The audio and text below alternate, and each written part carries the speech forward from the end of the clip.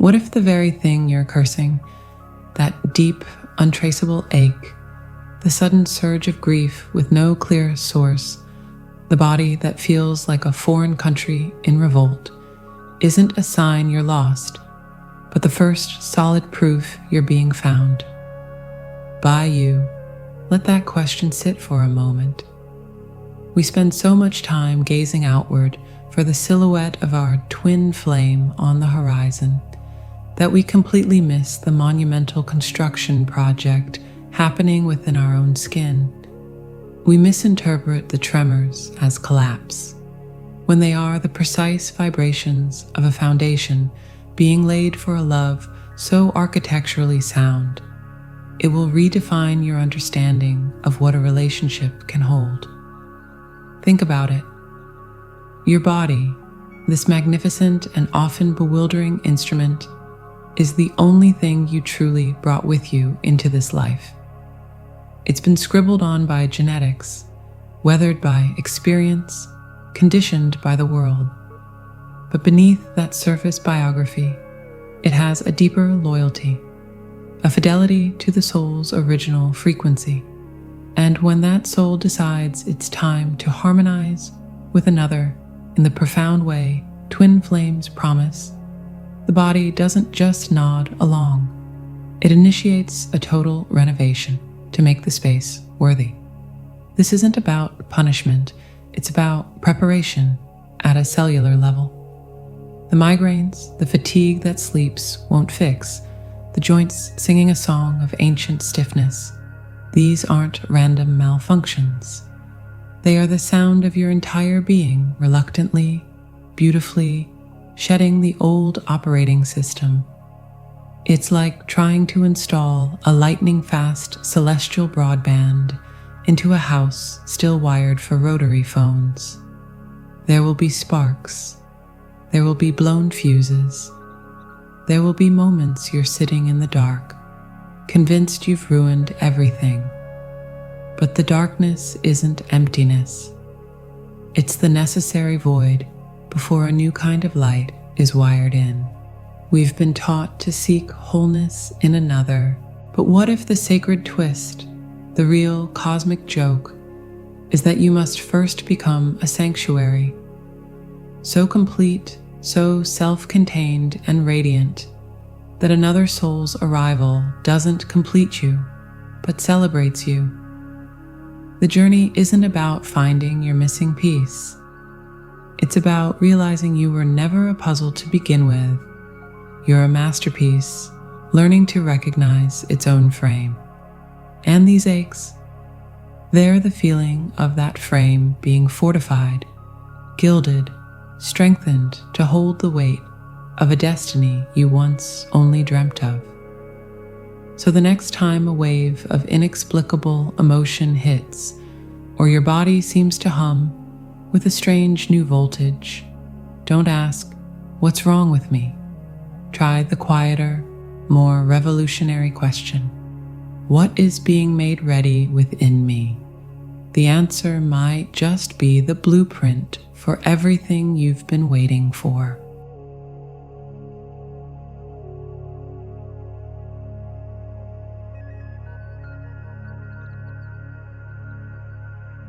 Let's talk about mystery. Not the esoteric, gauzy kind you read about in pamphlets, but the one humming in your bones right now. The silent cellular mutiny that feels anything but gentle.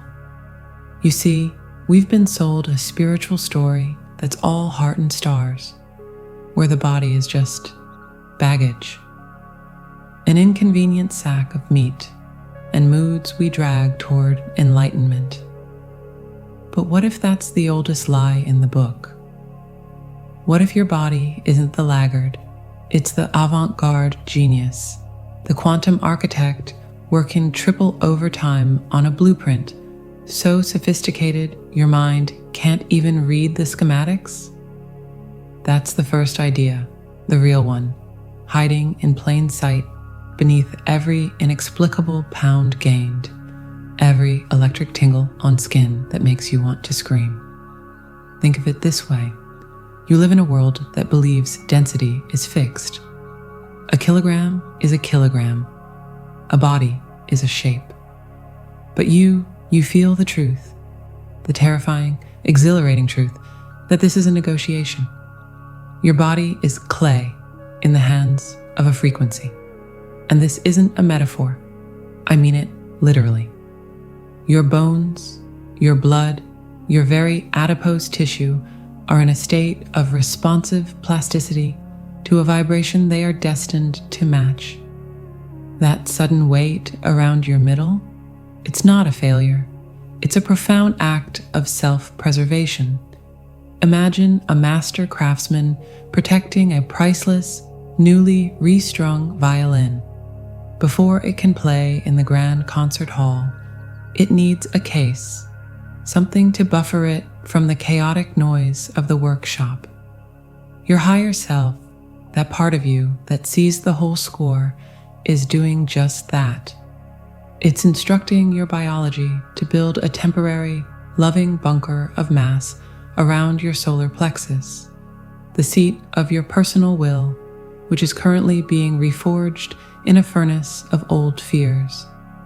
It's your system saying, I will hold the perimeter, dear soul. You go in and do the scary work of facing everything we've ever run from. I've got you. We misinterpret this as losing the battle with our form, when it's the most intimate strategic defense imaginable. And then the flip side, the shedding. Oh, the sheer panic of watching the scale drop as if your substance is just evaporating. You scramble, you eat, but the body refuses the old fuel. Why? Because it's not on a diet. It's on a dimensional diet. It is quite consciously, biologically, jettisoning ballast.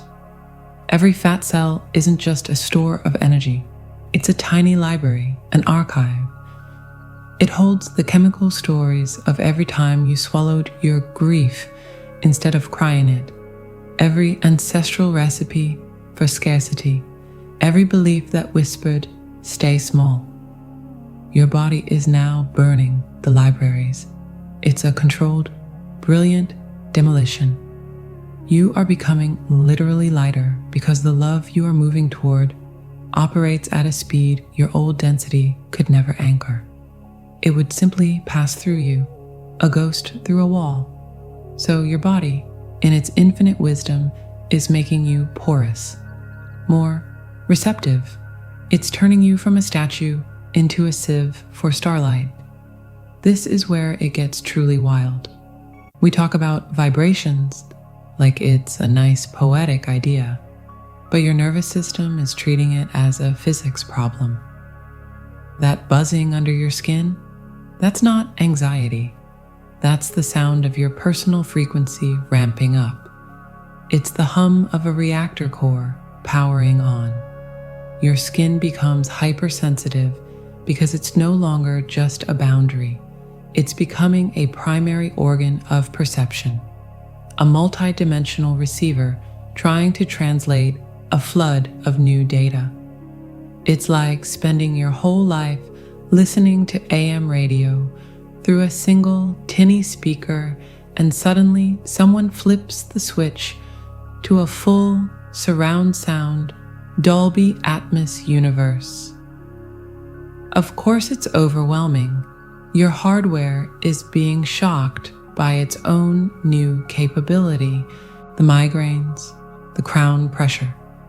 It's the feeling of a cosmic USB being plugged directly into your cortex, downloading files for a software your current neurology is struggling to run. The discomfort is proportional to the upgrade. You wouldn't expect to run the latest, most complex graphic design software on a computer from 2005 without some fans screaming overheating protest, would you? Be gentle with the machine.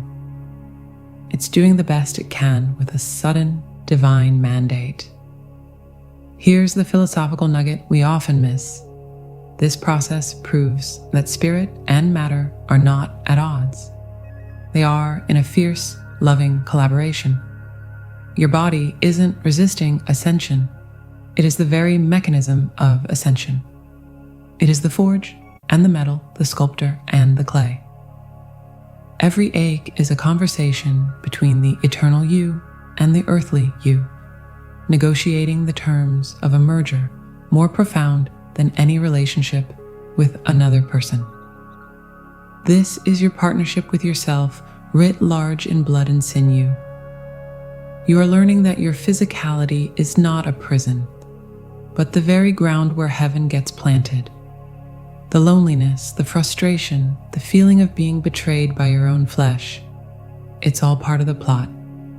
A plot to make you so intimately aware of your vessel that you finally, truly come to inhabit it, not as a tenant, but as a sovereign. So the next time your jeans don't fit or you're buzzing too loudly to sleep, smile. However, weakly, that's your quantum clay talking. It's saying, the blueprint is active. The rebuild is on schedule. We are making you a home capable of withstanding the hurricane of a love that is coming. And trust me, that love isn't just about another heart. It's about you finally being able to house the magnificent, boundless being you've always been. The body isn't failing. It's succeeding at the most important task it's ever been given. And the most fascinating part? This intimate recalibration of your private universe is just one side of the coin, because while your body is busy tuning its instrument in solitude, it's also preparing for a duet of an entirely different, resonant kind. But that's a story about how your very cells are learning to sing in a chorus you didn't even know you belonged to.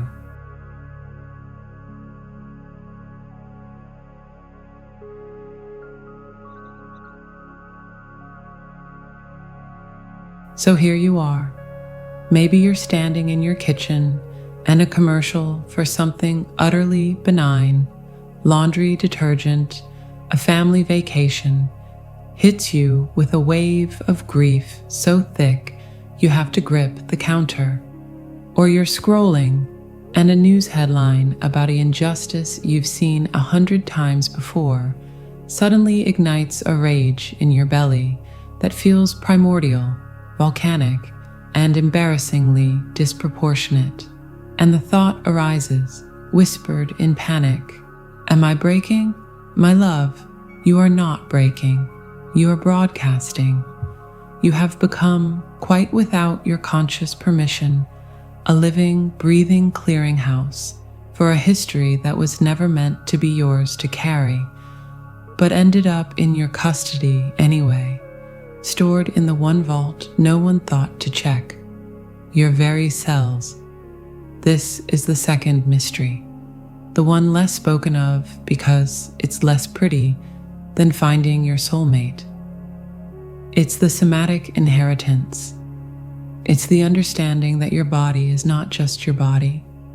It is the final, physical terminus of a long line of whispers, of clenched jaws, of stifled songs and swallowed truths. Think of your DNA not just as a biological blueprint for you, but as a meticulous, if somber, archive. It holds not only the color of your eyes, but the tension in your grandmother's shoulders as she worked a field she did not own.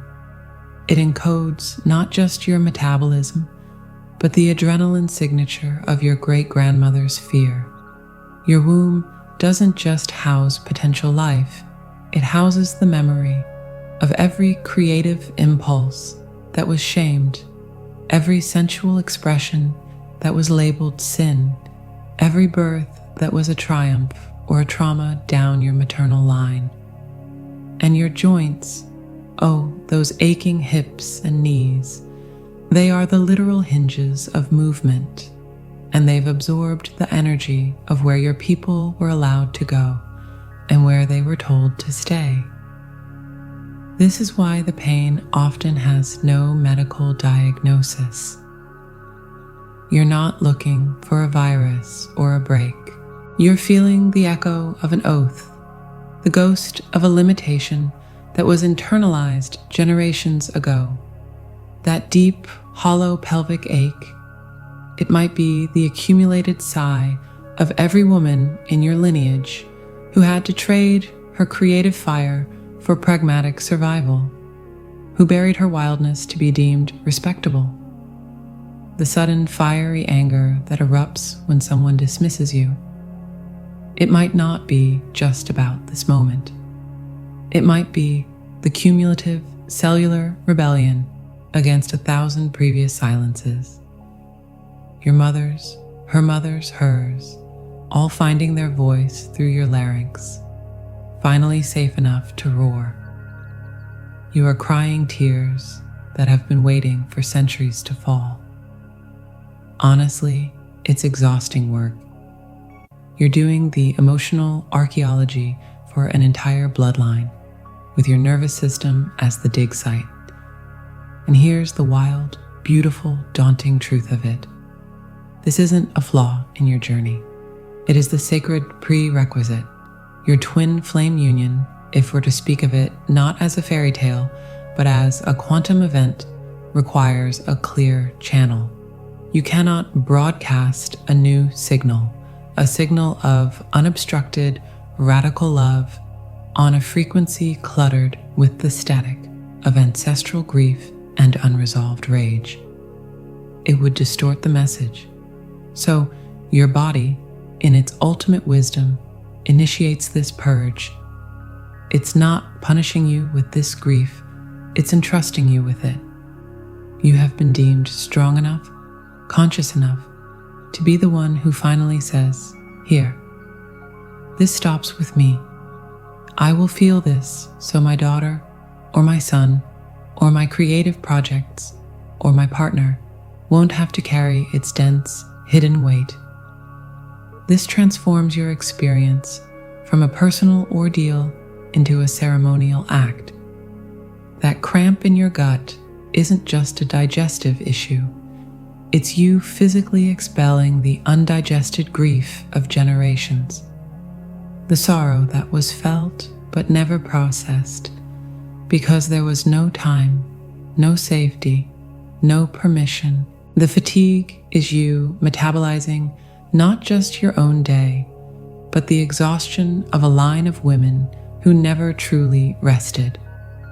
When you allow yourself to weep without a good reason, you are providing the saline solution that finally cleanses a wound that never got to be sterile. You are the liberator of ghosts. It's profoundly lonely work, because how do you explain this at a family barbecue? Past the potato salad, Aunt Carol, I'm currently releasing the patriarchal contracts binding our lineage since the 1600s. You'd get looks, but in the quiet, This is why the union you're preparing for is so revolutionary. You're not just preparing for a man, you're preparing to be a woman, a human, who meets him with a sovereignty that is anatomically earned. You are clearing the land, not just of your own weeds, but of the ancient, deep-rooted brambles that have choked the soil for ages. When you finally stand together, you won't be bringing him your baggage. You'll be bringing him a cleared field, fertile and ready for a new kind of harvest. You are ending a very old story, so a new one can be written on a clean page. Your tears are the solvent for that old ink. So let the waves come. That sacred rage is not your destruction. It's the fire that forges your true backbone. That inexplicable grief is not a pit. It's a sacred well you're finally draining. You are doing the work of lifetimes. And the most breathtaking part? This monumental clearing of the past is what creates the immaculate, hollow space within you. A space so quiet, so empty, so pristine that it can finally echo back the future. A future that sounds less like a whisper from the past and more like a heartbeat synchronizing with another in the here and now. A rhythm you're only just beginning to hear beneath the fading din of history.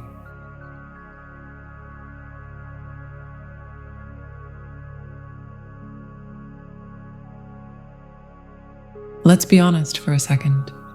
After all this talk of quantum clay and ancestral archives, of vibrating bones and weeping wombs, you might be sitting there thinking, beautiful, poetic even, but is there a there there? Is this a path or just a very elaborate, spiritually scented treadmill? I get it. The mind craves a finish line, a certificate, a tangible hand to hold in the 3D world. It whispers, prove it. So let's talk about the destination, not as a distant fantasy, but as a state of being you are currently constructing within yourself. A state so real, so solid, it eventually cannot help but mirror itself in your outer world. This whole tumultuous process, the aches, the upgrades, the releases, isn't about preparing you for a person. It's about preparing you for a new atmospheric pressure of existence. Imagine you've spent your life living comfortably at sea level. Your body, your routines, your relationships, all calibrated to that specific density of air. Then a deep, inexplicable longing pulls you toward the mountains. You can't see them yet, but you're being called to a higher altitude. The journey there isn't about the mountain. It's about your body painstakingly, cell by cell, learning to manufacture more red blood cells, to breathe thinner air, to withstand a different kind of cold. The aches are the altitude sickness of the soul. Union isn't the mountain peak you conquer. It's the moment you realize you've become a creature of the highlands. The air that once would have starved you now feels like the only thing that truly fuels you. The love you're aligning with is that rarefied air, and your body, in its brilliant, stubborn wisdom, refuses to let you step into that landscape until it knows, biologically knows, you can thrive there. So what is this thriving made of? It's made of the very substance of your current struggles. That sacred rage you tempered in your belly becomes the unwavering boundary that protects your peace. The ancestral grief you metabolized becomes the profound compassion that lets you see others and your partner without the fog of old projections. The nervous system that once buzzed with overload becomes a finely tuned instrument, capable of discerning the subtlest harmonic of truth in a world full of noise. You are not losing your mind. You are gaining your atmospheric sovereignty. You're building an internal weather system so stable, so clear, that no external storm can dictate your climate for long. And that, my friend, is the most practical superpower there is. This means the union you seek is, in its first and most important instance, an internal coalition. It's the ceasefire and subsequent collaboration between all the once warring factions within you, the child and the adult, and the warrior and the healer, the skeptic and the mystic. It's you, finally, showing up to your own life as a complete board of directors, all voting yes on the project of your joy. When that happens, something shifts in the universe's logistics department. It's not magic, it's resonance. A completed circuit hums with a specific frequency, and it naturally, lawfully begins to attract its match, not to fill a void, but to celebrate a wholeness. And here's the thought that brings it all home, the one that turns the path from a pilgrimage into a residence. The work isn't something you do to get to a place of love. The work is the love in action, applied to yourself. Every time you honor your fatigue with rest instead of judgment, that's love. Every time you feel a wave of ancient sadness and you breathe with it instead of numbing it, that's love. Every time you choose the clean food, the quiet moment, the truthful word, you are practicing the very same unconditional, respectful, nurturing energy that defines a twin flame union. You're being the love you seek.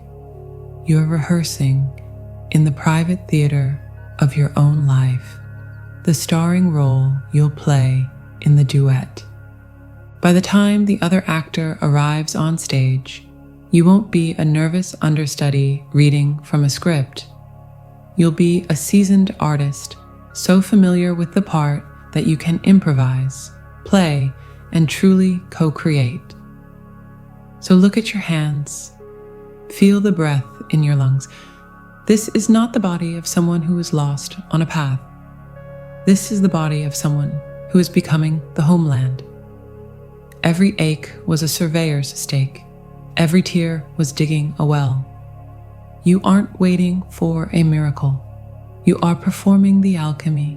The foreign language of your symptoms is slowly translating into a native tongue, the tongue of your own sovereign truth. And the most intriguing part of this entire becoming, it's that the moment you fully accept this as your homeland, the moment you stop seeking and start occupying the wholeness you've built, you'll look up and find the scenery around you has inexplicably changed.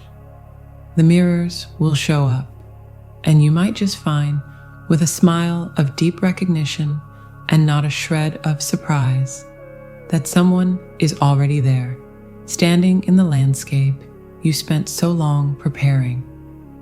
Not as a savior, but as a fellow citizen, sharing the same native air. It was never about finding him. It was about becoming a here worthy of a there. And you, beautiful builder, are almost home.